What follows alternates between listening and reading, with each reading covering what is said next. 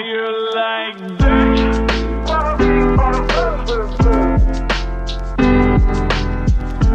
What's up my little flowers? Welcome back to hell. Today I wanted to discuss some unpopular K-pop opinions that I found on Reddit. I don't have enough subscribers to ask you guys for opinions, so we'll have to wait on that video. Before we begin, make sure to like and comment your own opinions. Also, make sure to subscribe. It literally takes 1 second and it means so much to me. Disclaimer. These are opinions I pulled off of the internet, and I left the username of the opinions poster out of them, because I don't want to inadvertently direct hate at anyone just for an opinion. Let me make this clear. Opinions are subjective. That's why they are opinions. I'm not here to hate on anyone who doesn't share my views. I'm just here to discuss these opinions because some of them are very interesting points. All opinions are valid. Alright, now, let's get into the video. Number 1. Fake Love is the worst title track in the Love Yourself series. I always see Fake Love being regarded as one of BTS's best title tracks or BTS's last good song or the best song out of the Love Yourself series, and I strongly disagree.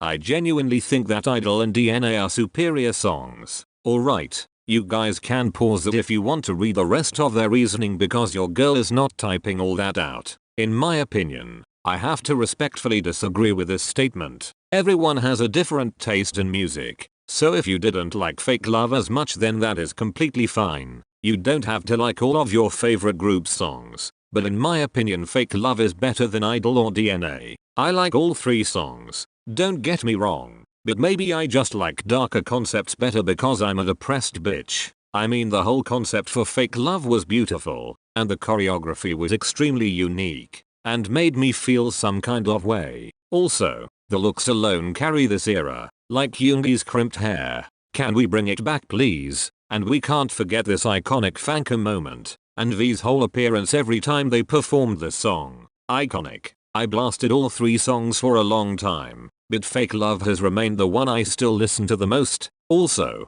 side note, the rocking vibe mix of Fake Love was god tier. I said what I said. Number 2. Ladida was the best girl group title track of 2020. Alright. If you watched my K-pop top songs of 2020 video, then you would know that I actually agree with this opinion. Now, keep in mind before you start commenting about this, I don't listen to very many girl groups, and before anyone starts coming for me in the comments, I don't ignore the groups because I am sexist or have internalized misogyny. In fact, I am one of the most feminist, fuck the patriarchy women you can find. I don't listen to girl groups as much because they give me severe body image issues that can trigger my eating disorder. I won't get into detail because this is not what the opinion or video is about, but just to clarify, I, like many other people out there, have battled with an eating disorder, and sometimes seeing skinny, underweight girls dance around surprisingly does not do well for my mental state.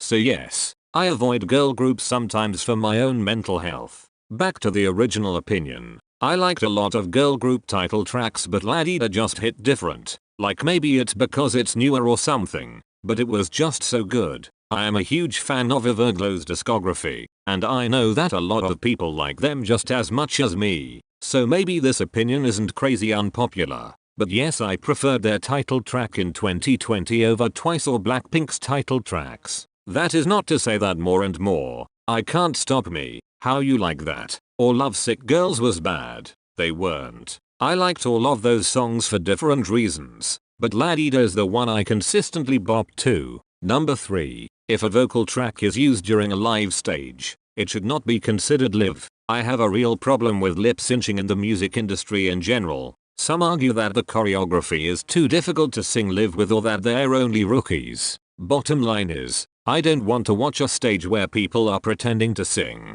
Vocal tracks, however, are different. At this point in K-pop, most stages are sung live, but include a vocal track that is played in unison with the vocals. Some vocal tracks are quieter than others, but sometimes it gets to the point where you can barely hear the live vocals at all. If I can't hear them firsthand without a vocal track, it's just as bad as lip syncing. Alright, so, in my opinion, I disagree with a lot that is being said here. I also don't care for artists that just stand around on stage and lip sync. Like, what did I pay for? to watch you breathe. However, K-pop is my exception. In my experience, most idols don't completely lip sync, but rather they have a vocal track in the back and they sing live over that, so sometimes it can sound like double vocals. Maybe it just comes down to personal preference, but for me, I don't mind a vocal track in the back if the idols are doing an insane dance number. Like K-pop artists are inherently different from Western artists. When you go to a K-pop concert, on the super hype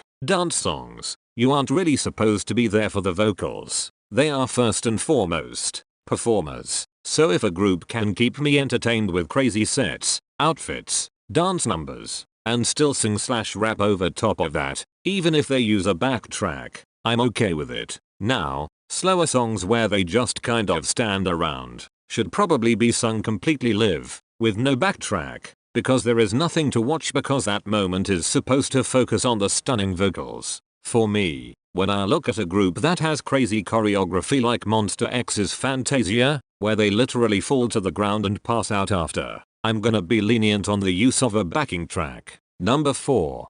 Big Hit needs to stop sheltering BTS from the scary evil world and let them face the storm. Like seriously. So you're telling me that the only reason why they don't appear in variety shows is because of mistreatment? That's pretty weak. All idols go through shit. Not every show is evil. So this seems pretty stupid to me. Big Hit protects them as if they'll break in seconds at any comment or action. Remember when I said that all opinions are valid? Well, I take that back. Not this one. I'll explain just how embarrassingly wrong you are. For starters, no one is protecting BTS from the evil world. In fact, I would say that they are one of the groups that has gotten the worst hate and mistreatment over the years. Just because they are successful and everyone loves them now, it doesn't mean that things were always easy for them. I have been with BTS since debut, so maybe I'm biased, but these boys literally joined a small company that was going bankrupt and they were constantly cut from shows and performances.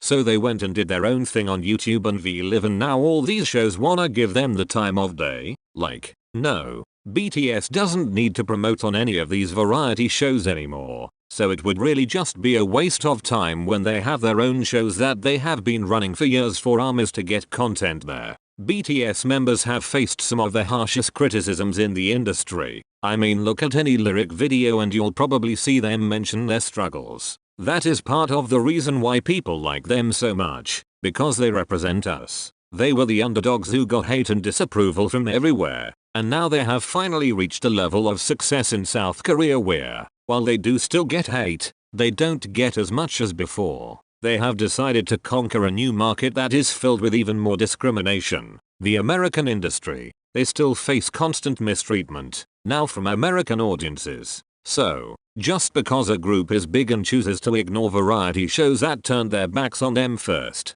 doesn't mean that they are sheltered or handed everything. Please educate yourself on their history before you make such a judgment. Number 5.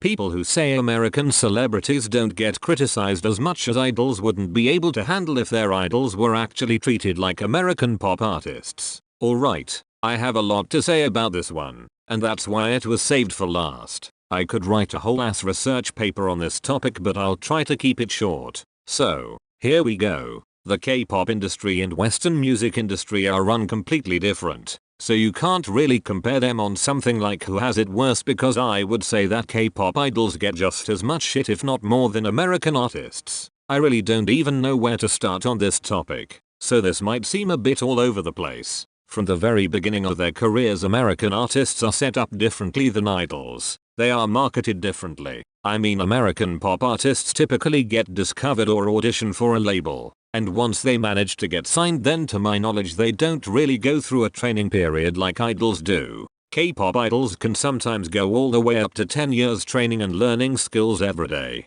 being severely overworked, all without the promise of a debut. American artistry seems more like, if you get denied by a big label, yes, it sucks, but at the end of the day, to get big in America you don't have to have a huge label. It makes it a lot easier, but it is not a requirement. But in Korea, if after 10 years of training, this big label decides they don't want you anymore, it is a lot harder to pursue a music career, and most of them don't. Also, we have to talk about how, yes, in America, I feel like magazines, and shows like TMZ can easily criticize artists or spread rumors a lot faster, and because of the free speech argument in America, they virtually get to do all this with no legal backlash. In South Korea, it is not uncommon to find an artist or group's company suing news places for defamation against their artist. So, I can see how it looks like the idols are being babied by the company compared to American artists who just kind of have to bite their tongue and take it.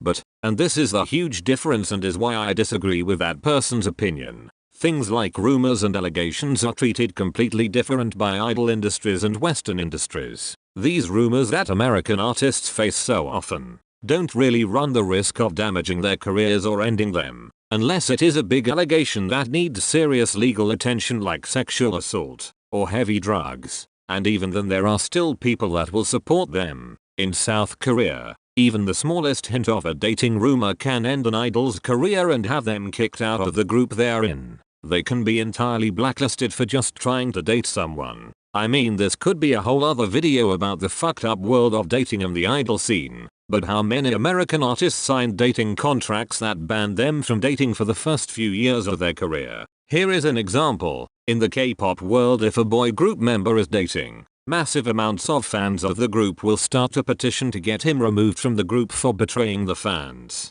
Fucking betraying. Like they are entitled to him. But if a member of an American boy group like One Direction, when they were together, for example, if a One Direction member said he had a girlfriend, yes, fans would be upset for a while. But I don't see those same fans demanding he leave the group because of it. At the end of the day, idols get just as much criticism. It just looks different because the industry is so dissimilar. An idol is marketed as exactly that, an idol, an untouchable, almost godlike figure that devotes their entire life to being in their group. That means they are expected to sacrifice their freedom to get tattoos, drink, smoke, and most importantly date and have a love life. These K-pop idols are made into objects that garner extreme devotion from fans, but they pay a high price in return for that, with audiences demanding that they retain this pure image. Men in K-pop are marketed to be the fan's boyfriend most of the time, so you can see where this mindset comes from.